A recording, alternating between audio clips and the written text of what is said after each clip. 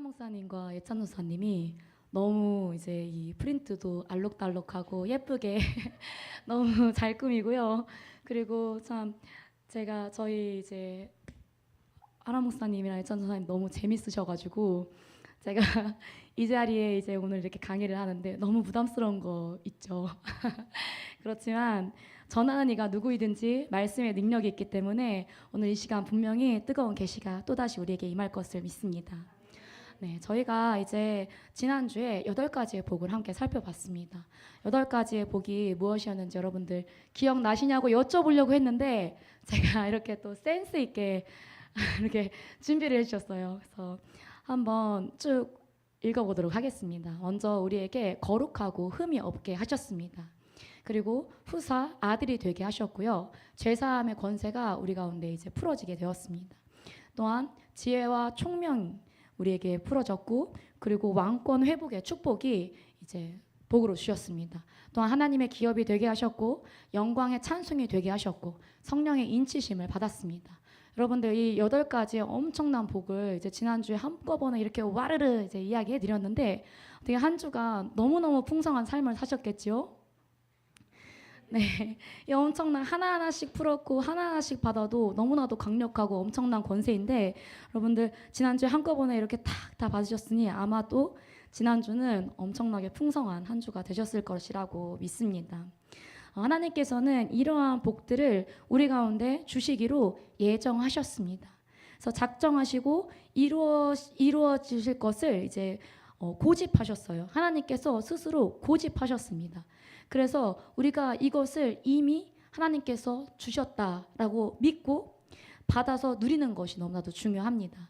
그래서 혹여나 이제 지난주 한 주간 살면서 이 8가지의 복을 전혀 기억하지 못하시거나 또는 누리지 못하셨더라면 이번 돌아오는 한 주 가운데는 취하시고 누리시고 사용하시는 한 주간이 되시기를 축복합니다. 네, 그래서 이어서 이제 바울은 15절로부터 16절 이제 바울의 기도로 시작이 되어집니다. 바울의 기도의 내용을 2가지로 압축하자면 8가지 복을 받는 믿음과 그리고 8가지 복을 이루는 괄호의 사랑의 방법이라고 이제 기록하시면 됩니다. 사랑의 방법을 이제 바울이 들었다는 것입니다. 16절에 이 8가지 복을 에베소서에 이제 기도해 주는 것이에요. 실체화 되어지기를. 이 8가지의 복은 사실 엄청나게 강력하고 또 중요하고 너무너무 엄청난 권세이지만 그런데 이것이 실체화되어지지 않는다면 이것이 우리 삶 가운데 체계화되어지고 역사되어지지 않는다면 이것은 전혀 소용이 없는 것입니다. 이것이 너무너무 중요하기 때문에 사도 바울은 이 에베소서를 딱 열면서 8가지의 복을 쫙 기록을 하고 이것이 실체화되어지기를 에베소 교회에게 기도를 해주는 것입니다. 여기에 앉아 계신 거의 모든 분들이 제가 알기로는 이제 운전면허를 취득하신 걸로 제가 알고 있습니다. 아직 운전면허를 따지 못한 우리 아가들이 좀 있지만 그렇지만 운전면허를 이제 거의 모든 분들이 취득하신 걸로 제가 알고 있는데 운전면허를 따기 위해서는 이제 3가지의 시험을 봐야 합니다. 혜인아, 3가지의 시험이나 봐야 돼. 네, 첫 번째 필기 시험을 봐야 해요. 2번째 기능 시험을 봐야 합니다. 3번째 도로 주행을 해야 돼요. 이렇게 3가지 시험을 합격해야지 딱 주머니에 이제 운전면허증을 딱 이제 가질 수 있게 되는 것입니다. 저는 1종 보통을 땄어요. 트럭을 운전해서. 네. 그냥 제 자랑한 거고요. 네, 1종 보통을 땄는데 그런데 이렇게 3가지의 시험을 보면서 사실은 이 필기 시험을 공부하고 기능 시험을 공부하면서 그냥 운전은 이렇게 하는 거구나. 그냥 이거는 혜인이도 알겠지만 좌회전 하려면 좌회전 깜빡이 넣고 뒤에 차 오나 안 오나 본 다음에 싹 들어가야 되는구나. 그리고 신호등 이게 무슨 신호고 저게 무슨 신호고 그리고 이제 바닥에 그림이 많이 그려져 있잖아요. 근데 그 그림이 다 무슨 것을 어떤 것을 의미하는지 저희가 이제 필기 시험을 공부하면서 많이 이제 알고 이제 도로에 직접 나갈 수 있는 이런 시험을 이런 어떤 지식들을 채웁니다. 그런데 만약에 이 시험들을 다 합격했는데 필기 공부를 다 완료했는데 그런데 우리가 도로에 나가지 않는다면 내가 직접 운전을 하지 않는다면 이런 어떤 수많은 지식들은 다 소용이 없는 것입니다. 다 그냥 소용이 없는 거예요. 그리고 제가 알기로는 은혜가 이제 운전면허증을 이제 취득을 했습니다. 그런데 은혜는 장롱 면허예요. 장롱 면허. 운전면허를 취득을 하고 이제 모든 지식을 다 알고 있어서 제가 이렇게 운전하면 은혜가 옆에서 막 반응을 하더라고요. 저렇게 하면 안 되는 거 아니에요? 막 이렇게 반응을 하더라고요. 그런데 중요한 건 무엇이냐면 은혜는 운전을 할 줄 모른다는 것입니다. 머릿속에 있는 그 수많은 지식들과 어떤 수많은 그런 어떤 이 과정들, 도로의 상황들은 다 알고 있지만 그렇지만 은혜가 딱 운전대 앞에 섰을 때 운전할 수 있는 능력은 아직은 없는 것이죠. 그렇기 때문에 우리에게는 이 실체화가 필요한 것입니다. 실체화가 되어지지 않으면 장롱에 그냥 면허증이 모셔져 있는 것과 동일한 원리인 거예요. 그래서 우리에게 이런 수많은 것들이, 이 수많은 복들이, 강력한 영광이 풀어지기를 우리가 함께 기도해야 할 것입니다. 그래서 이 유인물 보시면 열쇠 옆에 이렇게 뭐라고 문구가 적혀져 있어요. 제가 참 준비를 많이 했죠. 이것이 무엇이냐면 그냥 우리가 이렇게 듣고 아멘하고 그치는 것이 아니라 함께 선포하고 싶어가지고 제가 이렇게 한 문장씩 넣었습니다. 그래서 이 시간 여기 쓰여져 있는 문구를 함께 읽으며 선포하기 원합니다. 하늘소망교회 가운데 교회에게 허락하신 8가지의 영광스러운 복이 풀어질지어다. 아멘. 밑에 하나 더 있는데 그땐 더 강력하게 우리가 함께 선포했으면 좋겠습니다. 그래서 이제 사도 바울이 이 8가지 복 중에서 가장 핵심적으로 기도하는 것들이 몇 가지가 있는데 가장 먼저 이것들을 놓고 기도를 하다가 제일 먼저 기도하는 것이 무엇이냐면 지혜와 계시의 정신을 주소서 이렇게 기도를 합니다. 지혜와 계시의 영을 가장 첫 번째로 구한 것이죠. 바울에게 있어서 계시란 거의 처음과 끝처럼 너무나도 중요한 것입니다. 성경의 66권은 특별 계시이자 계시의 완성입니다. 아멘이십니까? 네, 그런데 이 성경의 말씀이 다시금 우리에게 계시화되어져서 우리가 그 말씀을 계시로 받지 않는다면 그것은 그저 일반적인 로고스에 불과하게 되는 것이죠. 그래서 우리가 어떠한 말씀을 읽을 때에도 그 말씀이 계시화되어져서 나의 레마가 되어져야만 말씀대로 살아갈 수가 있게 되는 것입니다. 하나님께서 우리에게 주시는, 개인적으로 은밀하게 주시는 그 말씀이 우리에게 임해야만 한다는 것입니다. 그래서 계시는 너무나도 중요한데 그렇다면 이 계시란 무엇일까요? 빈칸을 보시면 내 생각, 방법, 이성과 합리성을 버릴 때 드러나는 하나님의 드러남입니다. 출애굽기에 하나님은 당신 스스로를 스스로 계신 하나님, I am who I am. 네, 이렇게 말씀하십니다. 스스로 계시다라는 이 문장에 대해서 해석이 정말 여러 가지가 될 수 있는데 그 중에 한 가지는 무엇이냐면 이 스스로는 히브리어 말로 하야라는 동사입니다. 근데 그 동사는 영원한 현재형입니다. 영원한 현재형. 지금 우리는 살아가고 움직이고 있는, 숨쉬고 있는 우리는 현재형입니다. 저도 지금은 현재형이죠. 하지만 우리가 생을 마감하고 이제 죽는다면 우리는 더 이상 현재형이 될 수 없기 때문에 우리는 딱 거기까지만 현재형일 수 있죠. 그렇지만 하나님은 영원한 현재형이시라는 것입니다. 그래서 스스로 계신 하나님, I am who I am, 이 뜻은 나는 영원한 현재형이다 라고 말씀하시는 것과 동일한 것입니다. 그렇기 때문에 이 말은 영원한 현재형이신 하나님을 내가 만나기 위해서는 나 또한 계속해서 매 순간마다 나 자신을 포기하고 그 영원한 하나님의 현재성을 받아들이는 수밖에 없다는 것입니다. 그렇게 나와 하나님은 계속해서 끊임없이 현재로 만나는 것입니다. 저희가 1시간 전에 아주 뜨겁게 함께 예배를 드렸습니다. 몇 시간 전에 다 함께 뜨겁게 예배를 드렸습니다. 그런데 그때 만난 하나님도 이미 지나가 버린 하나님이신 겁니다. 그리고 우리가 함께 찬양하고 또 기도하는 시간을 방금 가졌습니다. 그렇지만 지금 이 순간의 하나님만 정말 진짜 하나님이시지 그 과거에 지나간 하나님은 이미 지나가 버린 하나님이라는 것입니다. 이것은 요한복음의 구원론과도 거의 동일하게 일치합니다. 요한복음의 구원론은 구원은 벌써 이루어진 것이나 아직 완성되지 않았다. already but not yet. 네, 이렇게 기록되어져 있죠. 네, 아직 not yet이라는 것입니다. 아직 완성되어지지 않았다는 것입니다. 영접하는 자, 곧 그 이름을 믿는 모든 자들에게 하나님의 자녀가 되는 권세를 주셨으나 끊임없이 다가오는 그 하나님을 지금 만날 때마다 우리는 구원을 확증해 나가는 것입니다.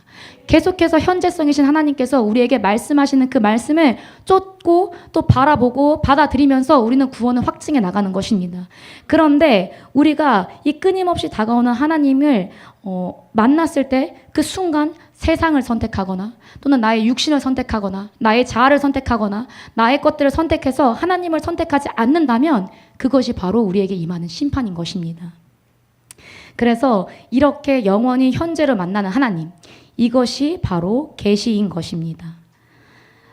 네.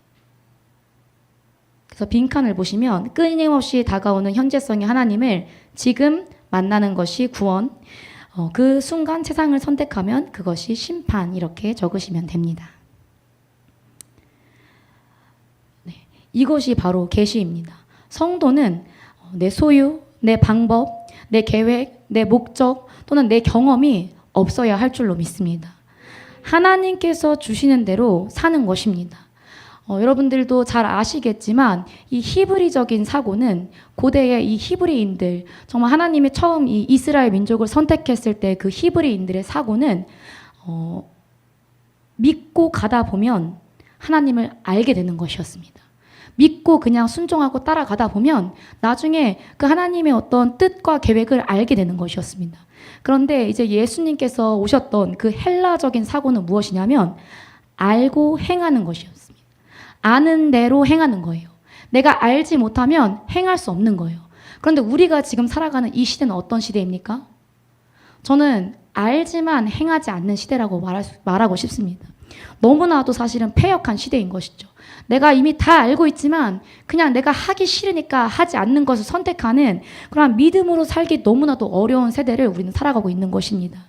그런데 이러한 세대 가운데서도 우리는 무엇을 선택해야만 하냐면 정말 이 히브리적 사고를 선택해서 모든 것을 하나님이 주시는 그 말씀대로 온전히 수용하고 순종하며 깨달아 가면서 나아가는 그러한 믿음의 삶을 우리는 살아가야 할 것입니다. 믿고 가는 것과 믿고 그냥 가다가 아는 것과 처음부터 알고 가는 것은 많은 것들이 다릅니다.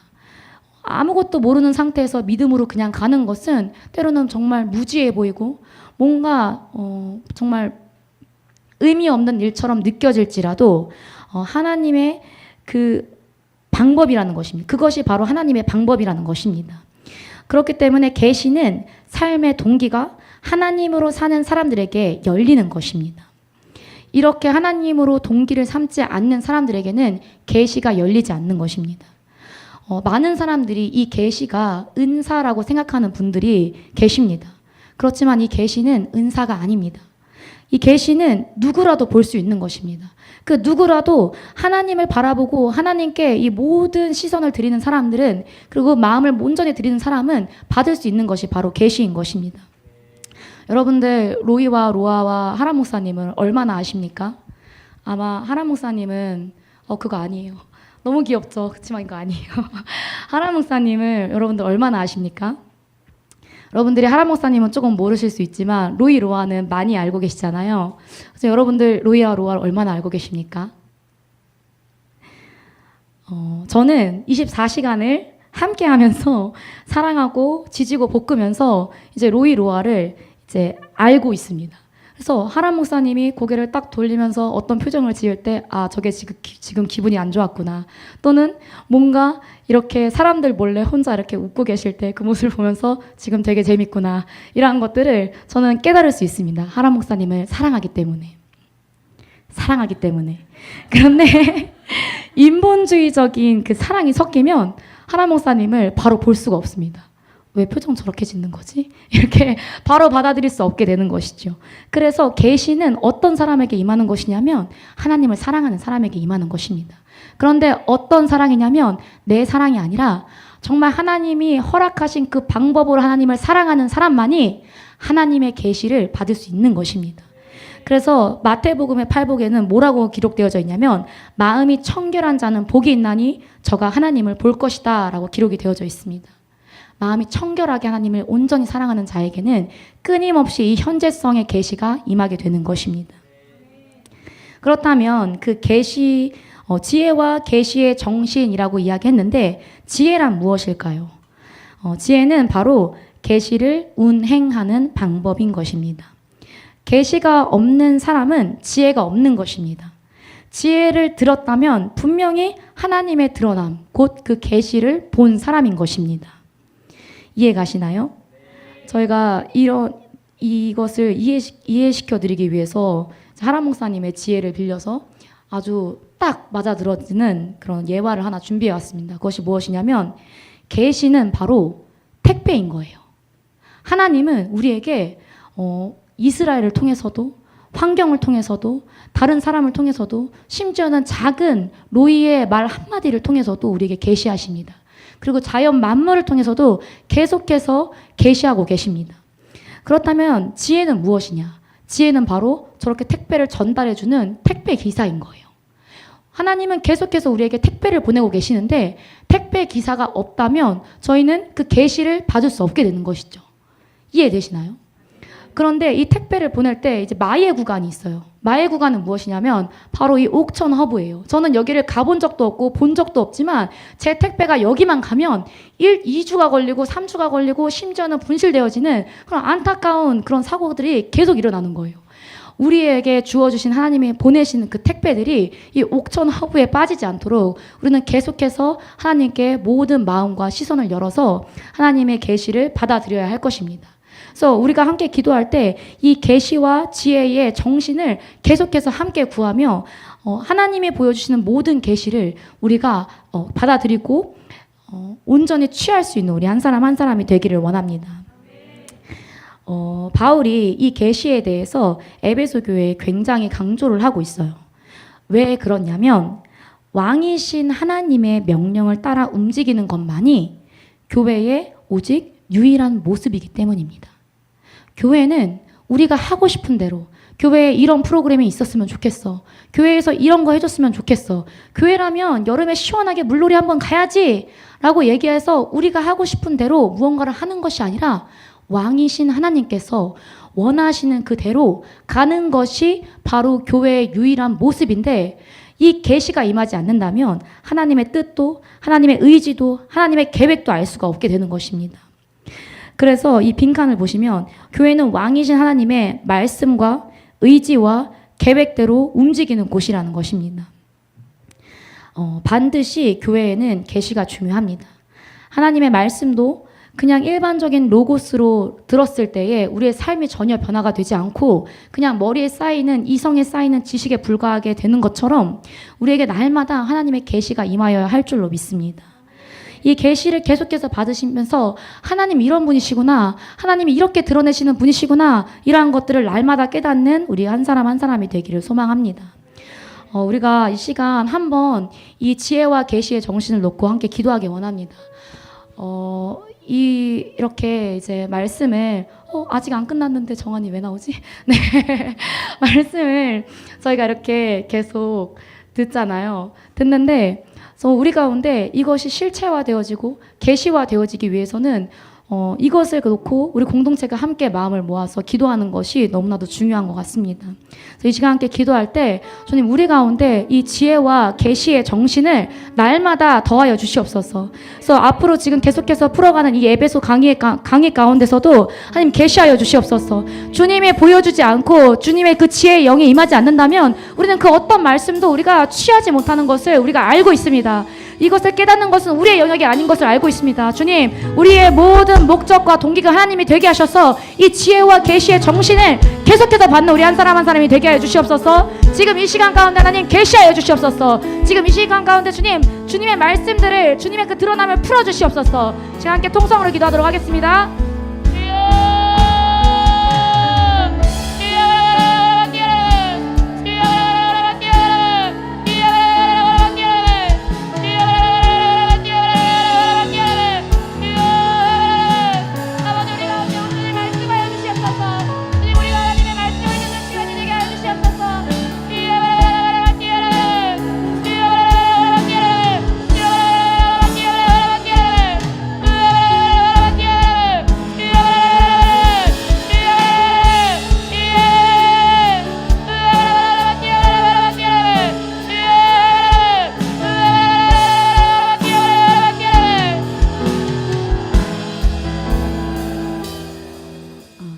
그리스도의 이름으로 기도드렸습니다. 아멘.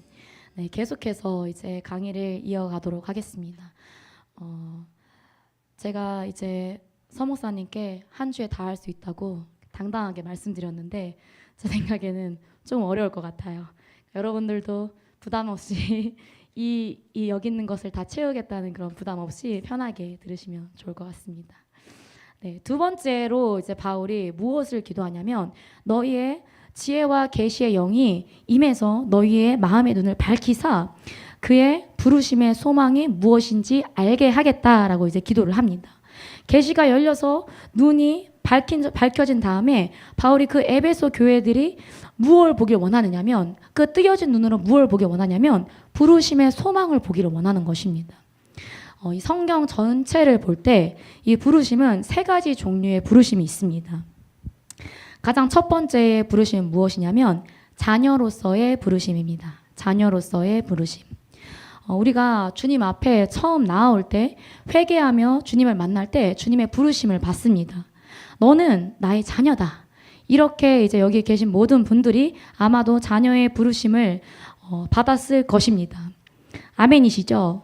네, 교회는 모든 성도가 다 예수 그리스도의 부르심을 받고 회개하고 주님의 자녀가 된 것을 확증하는 것입니다. 확증을 교회에서 해주는 거예요. 그래서 그로부터 정말 거룩하고 흠이 없다라고 말씀하시는 하나님의 그 자녀의 권세가 온전히 확증되어지고 이 확증이 있어야 예배하는 예배자가 되어지는 것이며 이 온전한 예배자가 되어져야만 신앙 생활을 할 수 있게 되는 것입니다. 신앙을 모든 생활 가운데 온전히 믿음으로 살아가는 그 신앙 생활을 할 수 있게 되는 것이에요. 그렇기 때문에 예배자가 자녀의 어떤 권세가 없고 날마다 우리 어떤 자녀로서의 부르심이 흔들리고 헷갈리는데 나는 예배자다라고 말하는 것은 맞지가 않는 것이죠. 그렇기 때문에 자녀의 권세를 그 부르심을 하나님은 가장 처음으로 주십니다. 그렇다면 두 번째 부르심은 무엇이냐면 바로 교회의 부르심입니다. 하나님의 자녀로서 부르심을 받은 사람은 반드시 두 번째로 교회의 부르심을 확증해야만 합니다. 하나님이 부르셔서 자녀가 되었는데 이 세상 가운데 하나님은 절대 우리를 고아와 같이 내버려 두지 않는다는 것입니다. 그냥 이런 교회 다니고 저 교회 다니고 심지어 다니는 게 조금 힘들다 싶으면 그냥 인터넷으로 예배드리는 그러한 유목민 같은 고아와 같은 자녀를 하나님 만들지 않으셨다는 것입니다. 제가 로이와 로아를 낳고 그냥 낳아버리고 키우지 않는 것이 아니잖아요. 먹이고 입히고 재우고 하면서 이제 키우는데 그러한 것들처럼 하나님은 이 모든 성도를 교회의 부르심으로 확증시킨다는 것입니다. 네. 양육하고 한다는 것입니다. 이 교회의 부르심, 우리가 이제 교회론을 하기 때문에 이 교회의 부르심을 받았다는 확증을 받는 것이 어떻게 하면 확증할 수 있는가, 또 이것을 함께 살펴보아야 하는데, 교회의 부르심을 받았다라고 확증하는 가장 첫 번째는 무엇이냐면 하나님이 주시는 교회의 영적 시스템에 들어가는 것입니다. 우리가 이제 에베소서 후반으로 가면 4장 11절에 이제 이 영적인 시스템을 볼 것인데 사도와 선지자와 복음 전파자와 양육하는 자, 이렇게 네 가지의 크게 시스템으로 하나님은 이 교회를 구성하시고 이제 교회를 성장시켜 나가십니다. 그런데 이 교회의 시스템에 우리가 들어가고 그리고 여기서 훈련받고자 하는 그런 어떤 스스로의 확증이 있어야 하는 것입니다. 나는 선지자로서 부르심을 받아서 정말 선지자로서 하나님 앞에 교회 안에서 건강하게 훈련받아야겠다라는 우리의 어떤 의지가 이 교회의 부르심을 입었다는 것을 확증시킨다는 것입니다. 두 번째는 무엇이냐면 우리 교회에 준 수많은 비전들이 있습니다. 그 비전에 우리가 반응하고 헌신된 것들, 이러한 것이 바로 교회의 부르심을 확증하는 두 번째입니다. 우리 공동체 가운데 하나님께서 주신 다양한 어떤 사명과 부르심들이 있습니다. 그런데 이것들을 듣고 또 이것을 놓고 함께 기도하고 이것을 놓고 뭔가 강단에서 선포되어졌을 때 그것과는 전혀 상관없는 삶을 살아가며 그것과는 전혀 관계없이 내가 내 삶에만 집중하여 산다면 아직 교회로서의 부르심을 입지 못한 것입니다. 세 번째, 교회의 부르심을 확증하는 방법은 강단에서 선포되어지는 그 말씀에 목숨을 걸면서 은혜를 받는 것입니다. 그리고 그 말씀에 순종하고자 몸부림을 치는 것입니다. 그 말씀대로 순종하지도 않고 그냥 마음대로 신앙생활을 하면서 내가 원하는 말씀만 골라서 읽고 그것에 은혜 받는다면, 그리고 전혀 이 교회에서 선포된 말씀과 관계없이 살아간다면, 잊어버린다면 그것은 다시금 교회됨의 확증을 하셔야 되는 것입니다. 교회에게 주어진 이 비전과 헌신된 분량을 우리가 온전히 들어오는 것이 너무나도 중요합니다. 그 이유를 이제 밑에 써놨는데요. 하나님은 성도 개인을 축복하시는 것이 아니라 교회에 주어진 비전에 헌신된 분량만큼 교회를 통해서 성도를 축복하시는 것입니다. 하나님의 자녀가 됐다는 것은 그 확증 때문에 우리에게 이미 먹고 사는 문제는 온전히 해결된 것입니다. 아멘이시죠? 자녀로서의 권세가 회복되었는데 내가 아직도 뭔가 이 물질에 매이고 내가 뭔가 이 세상에, 내 직장에 계속해서 마음을 쏟고 매여 있다면 그것은 자녀로서의 권세가 회복되지 않은 것입니다. 자녀가 되었다는 것은 부모로부터 모든 것을 받고 누리고 그 풍요로움 속에서 살아가는 것입니다. 그것을 누리며 살아가는 것입니다. 로이는 전혀 저희의 재정 상태를 고민하지도 걱정하지도 생각하지도 않아요. 그래서 아침에 눈을 딱 뜨면 엄마 나 이거 먹고 싶다 오늘. 근데 10분 뒤에 이것도 먹고 싶네. 그리고 심지어 30분 뒤에 여기 가고 싶다. 이렇게 얘기를 해요. 로이가 원하는 걸 다 들어주면 하루에 한 100만 원씩 쓸 것 같아요. 그런데 로이는 그런 것들을 걱정하지 않습니다. 로이는 그런 것들을 전혀 생각하지 않아요. 왜냐하면 자녀이기 때문에. 우리에게 자녀가 되어 하나님의 자녀가 된 권세는 바로 이런 것입니다. 세상에 치이고 세상에서 전전긍긍하는 것이 아니라 하나님께서 허락하신 것, 그것들을 누리며 살아가는 것이 바로 자녀의 권세인 것입니다. 그러나 축복을 받는 것은 다른 의미입니다. 축복을 받는 것은 무엇이냐면 하나님이 물질을 예찬 전사님께 많이 맡기는 것은 다른 문제인 것입니다. 그것은 바로 교회를 세우기 위해서 교회에게 헌신된 분량만큼 하나님께서 부어주시는 것이 바로 축복인 것입니다. 그래서 교회의 부르심에 대한 그 비전과 그 교회 시스템 안에 헌신이 되어져야만 우리는 축복을 받을 수 있게 되는 것입니다. 세 번째로 우리에는 선교의 부르심을 받았습니다. 교회의 부르심이 있는 자들에게는 이제 선교의 부르심이 있습니다. 이것을 뭔가 이제 성경 전체의 어떤 흐름 맥락상 선교의 부르심이라고 정리해서 이제 드리지만 이것은 무엇을 의미하냐면 교회 부르심 그 위에 상이되는 모든 부르심은 교회의 확증이 있는 자들에게만 주어진다는 것입니다. 내가 자녀가 되지 않았는데 교회의 부르심을 입을 수 없습니다. 그런데 내가 교회의 부르심을 온전히 입지 못했는데 나에게 부모로서의 부르심, 나에게 선교사로서의 부르심, 또는 나에게 뭔가 특별한 어떤 하나님이 주신 부르심들을 우리는 수행할 수 없다는 것입니다.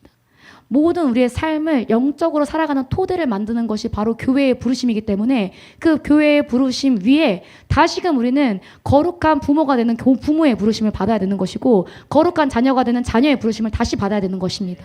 그래서 그 모든 상위의 부르심은 다시금 제 부르심을 받는 것입니다.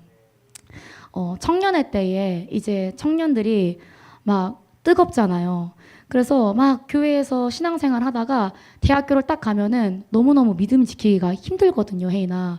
대학교 가면은 믿음 지키기가 너무 힘들어요.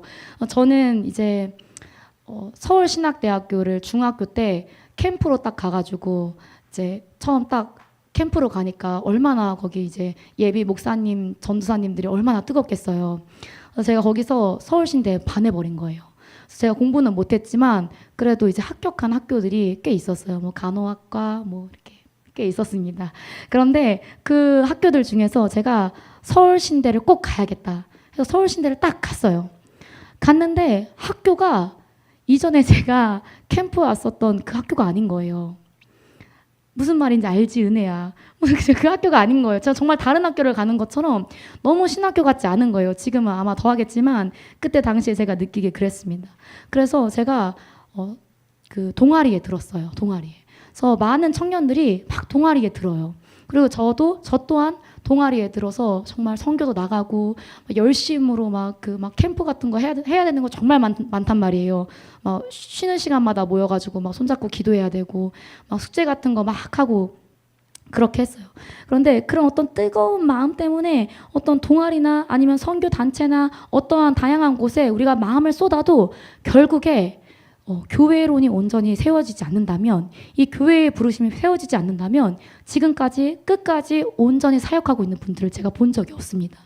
그렇기 때문에 우리에게 너무너무 중요한 것은 무엇이냐면, 우리에게 주어진 부르심이, 그 부르심이 무엇이든 간에, 우리에게 그 상의로 주신 허락하신 그 부르심이 무엇이든 간에 가장 먼저 해야 하는 것, 그것은 바로 교회로서의 부르심인 것입니다. 그래서 교회에서 건강하고 안전하게 그 테두리의 보호하심을 받으면서 우리는 온전히 그 부르심들을 이루어 나가야 하는 것입니다. 이 세 가지의 부르심의 소망은 성도들에게 반드시 있어야 할 줄로 믿습니다. 그런데 이 부르심의 목적은 무엇이냐면 바로 우리로 하여금 승리하게 하는 것입니다. 골로새서 3장 15절에는 너희의 부르심은 평안이라 이렇게 기록이 되어져 있어요. 그런데 이 평안은 샬롬이고 승리입니다. 우리가 승리하지 못했는데 우린 결코 샬롬할 수가 없는 거예요. 바로 이 예수 그리스도의 부르심, 교회의 부르심, 선교사로서의 부르심을 통해서 주님은 우리를 날마다 승리하게 하신다는 것입니다. 그래서 사도 바울이 이 부르심을 놓고 먼저 기도를 하는 거예요. 너희의 눈이 뜨여져서 이 부르심이 얼마나 중요한지 좀 봐라, 이렇게 이야기하는 것입니다. 우리 가운데 이 부르심의 소망의 목적을 온전히 가지기를 원합니다. 하나님의 부르심의 소망의 목적을 우리가 가질 때 신앙생활의 목적을 갖게 됩니다. 그리고 그 목적을 이제 행하게 되죠. 우리가 이 시스템 가운데 온전히 속해져 있으면 계속해서 나 스스로도 확증되어지고 교회의 확증을 계속해서 입어 나가는 것입니다. 이제 아기가 이제 빛나가 이제 D-99일이어서 이제 아이스크림을 쐈는데 아기가 태어나면 처음에는 어느 순간까지는 속사계로 이렇게 꽁꽁 싸매 놓습니다. 바로 이때를 위한 사진인데요. 얘가 바로 로이예요. 너무 귀엽죠?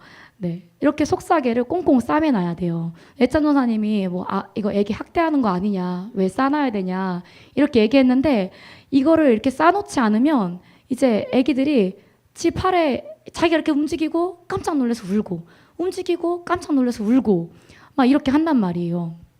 그래서 꼭 이렇게 속사계로 애를 그냥 꽁꽁 싸매야 돼요. 근데 막 이거를 풀어 헤친단 말이죠. 풀어 헤쳐서 다음 사진 보여주시죠. 저렇게 로이가 잡아당기고 있는데 저렇게 아예 팔이 안 나오게끔 하는, 팔을 움직일 수 없게끔 만드는 저런 신기한 것도 나왔어요. 참고하세요, 전사님. 네, 저런 것도 나왔습니다. 그래서 이게 너무너무 중요한 거예요. 처음에 우리가 자녀의 확증을 받고 교회의 부르심을 입어서 이렇게 교회 가운데 나와왔을 때 나에게 그냥 불쑥불쑥 나오는 어떤 이런 뭔가 하나님께서 허락하시는 것들로 우리는 스스로 놀랄 수 있어요. 마치 모로반사 하는 것처럼 깜짝깜짝 놀라는 거예요. 그런데 시간이 지나면 지날수록 이제 애기들이 알아요. 아, 여기에 달린 게 내 팔이구나. 여기에 달린 게 내 손이구나. 그래서 내가 이 손으로 이렇게 과자를 집어서 먹을 수 있구나. 내가 이 손으로 엄마 얼굴도 만질 수 있구나. 내가 이 손으로 아빠도 이렇게 칠 수 있구나. 부를 수 있는 거구나. 이렇게 아가들이 알게 되는 것입니다. 커가면서. 교회에서도 계속해서 이 시스템 안에서 성장되어지고 이 부르심 안에 순종하며 나아갈 때에 우리 가운데서도 계속해서 나 스스로를 알아가는 것입니다. 하나님이 나에게 이 하늘소망 공동체 가운데 무엇으로 부르셨는지, 무엇으로 헌신하게 원하시는지, 어떻게 빚어져가게 원하시는지 우리가 시간이 지날수록 그 시스템에 온전히 순종하고 헌신되어질 때 우리는 알 수 있게 된다는 것입니다. 그래서 우리가 이렇게 교회의 부르심, 교회의 그 축복 안에 있을 때에 우리는 진정으로 강력한 신앙생활을 할 수 있게 되는 것입니다. 그리고 이것을 통해서 진정으로 축복을 받을 수 있게 되는 것이죠. 교회의 부르심이 없는 성도에게는 교회가 가진 그 축복과 권세와 영광이 절대로 풀어질 수 없는 것입니다. 우리가 계속해서 이제 말씀을 나누어야 하는데 시간이 조금 부족한 것 같아서 함께 찬양하고 또 몇 가지 함께 기도하면서 오늘 강의를 마무리하도록 하겠습니다.